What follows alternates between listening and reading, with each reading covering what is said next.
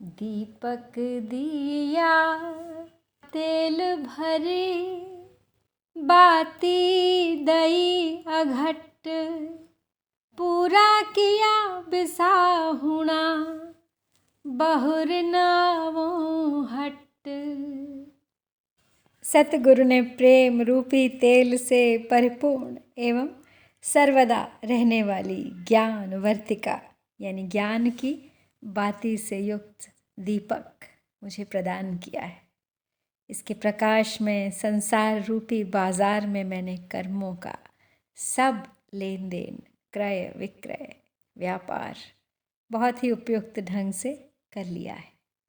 अब मेरा काम नहीं यहाँ, मैं लौट कर अब यहाँ नहीं आने वाला।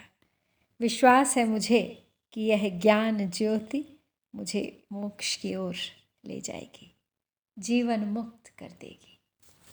ये है कबीर ग्रंथावली की 12वीं साखी। लेकिन इस साखी की व्याख्या की ओर बढ़ने से पहले आज आपको सुनाती हूँ कबीर और उनकी पत्नी लोई से जुड़ी एक कहानी। यहाँ पर भी मतभेद है लोगों को। कुछ लोग तो लोई को उनकी पत्नी मानते हैं, कुछ लोग कहते हैं कि वो उनकी शिष्या थीं। लेकिन कई जगह पर कबीर के दोहों के माध्यम से और उनके जीवन परिचय में इसका प्रमाण मिलता है कि लोई उनकी पत्नी थी, उनकी सहधर्मिणी थी। एक बार की बात है, कबीर जी ने किसी साहूकार से 100 रुपये उधार लिए थे, ये कहकर कि 1 महीने बाद सूद समेत चुका दूंगा। और उन्होंने वो सब रुपए साधु संतों पर खर्च कर दिए। अब महीने निकल गए, वो साहूकार भी बड़ा बेदर्द था। उसने काजी की कचहरी में अर्जी डाल दी और डिग्री करवाकर कुर्की ले ली। कबीर जी के एक प्रेमी ने आकर उनको ये बात बता दी। अब तो वे बड़े परेशान हो गए। उन्होंने अपनी पत्नी लोई जी से कहा कि घर का सारा सामान पड़ोसियों के यहाँ रख दो, जिससे साहूकार उनको कुर्क ना करा सके, और मैं 4 दिन इधर उधर चला जाता हूँ। जब रुपए होंगे तो साहूकार को देकर उससे देरी के लिए क्षमा मांग लूँगा। तो लोई जी ने कहा, स्वामी मुझे निश्चय है कि राम जी अपने भक्त की कभी कुर्की नहीं होने देंगे। आपको कहीं पर भी जाने की ज़रूरत नहीं है। तो कबीर जी ने अपनी पत्नी का निश्चय देखा, फिर भी बोले कि लोई फिर भी मुझे कुछ दिन कहीं पर बिताने चाहिए। लेकिन लोई तो दृढ़ थी, बोली कि स्वामी इसकी कोई ज़रूरत नहीं है, इस काम को राम जी अपने आप संवार लेंगे। बड़े ही निश्चय से कहा उन्होंने। तो कबीर जी मुस्कुराकर बोले, प्यारी लोई, यही तो तेरा गुरु रूप है। तो लोई ने कहा, स्वामी जी गुरु बोलकर मेरे सिर पर भार मत चढ़ाइए। तो कबीर कहने लगे कि लोई जी, इसमें भला सिर पर भार चढ़ाने वाली कौन सी बात है। जो उपदेश दे उसको गुरु मानना ही पड़ेगा। कबीर जी अपनी पत्नी के साथ बात करने में इतने मग्न हो गए कि उन्हें साहूकार और कुर्की वाली बात ही भूल गई। रात हो गई लेकिन साहूकार नहीं आया।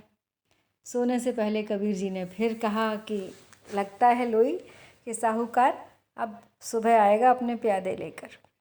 तो लोई जी ने फिर बड़ी दृढ़ता के साथ कहा, जी नहीं, बिल्कुल नहीं, कतई नहीं, कोई कुर्की नहीं होगी। परमात्मा जी उसे हमारे घर आने ही नहीं देंगे। तो कबीर जी बोले मजाक करते हुए कि लोई, तुमने मेरे राम से कुछ ज़्यादा ही काम लेना शुरू कर दिया है।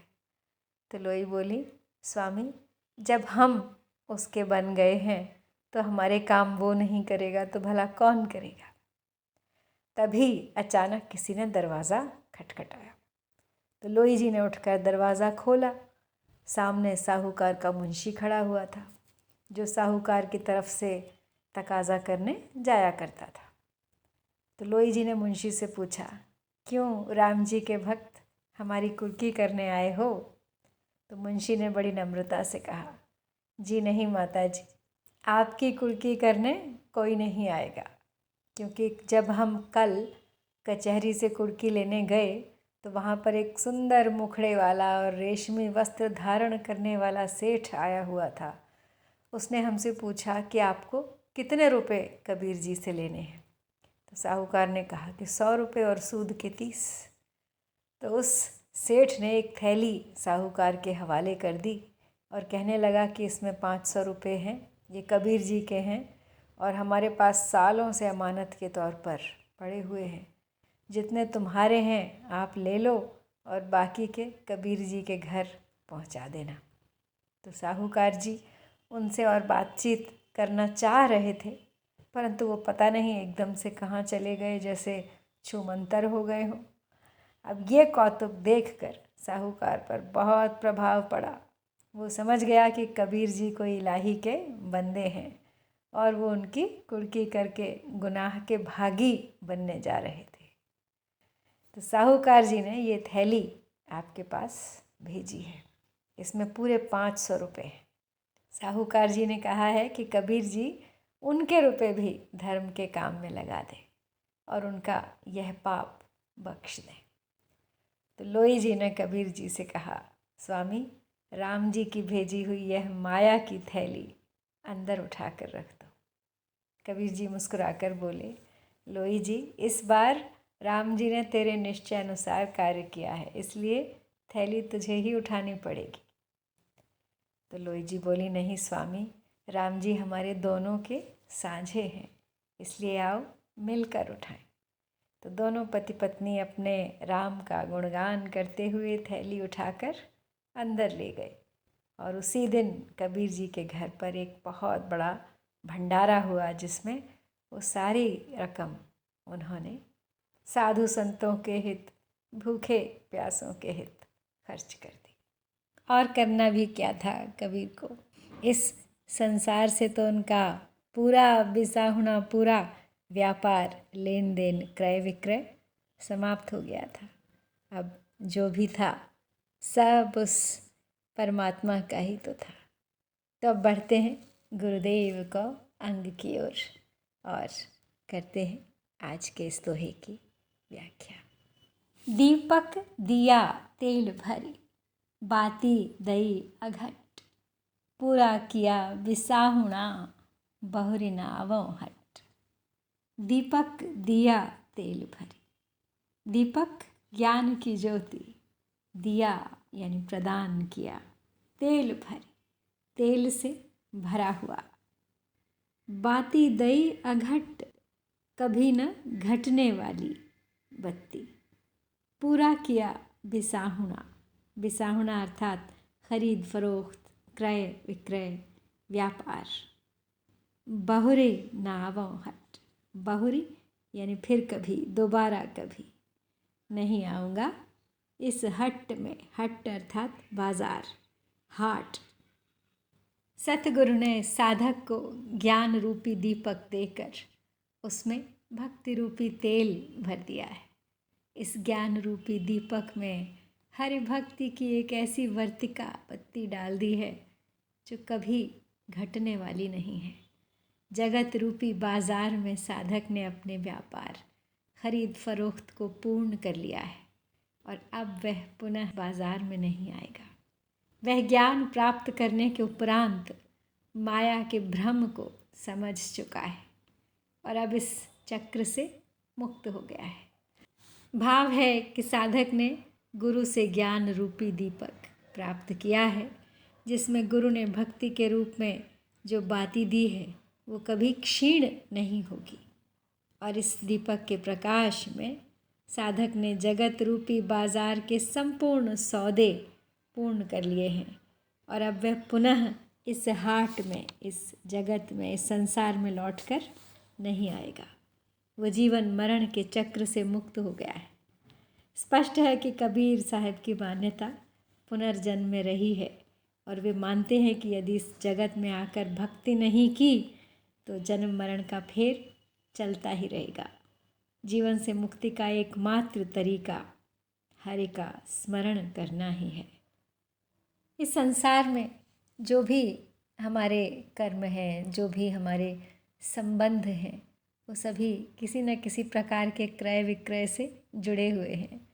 किसी का किसी जन्म का कोई उधार है जो हम इस जन्म में चुकाने आए हैं। कुछ हम ऐसे कर्म किए जा रहे हैं इस संसार में, जिनका मूल्य चुकाने के लिए हमें शायद फिर पुनर्जन्म लेकर लौटना पड़ेगा।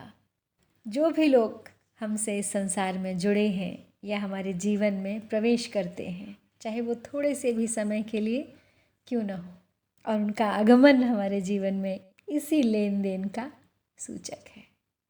कबीर की मिली जुली भाषा का इस दोहे में बहुत ही सुंदर प्रमाण मिलता है।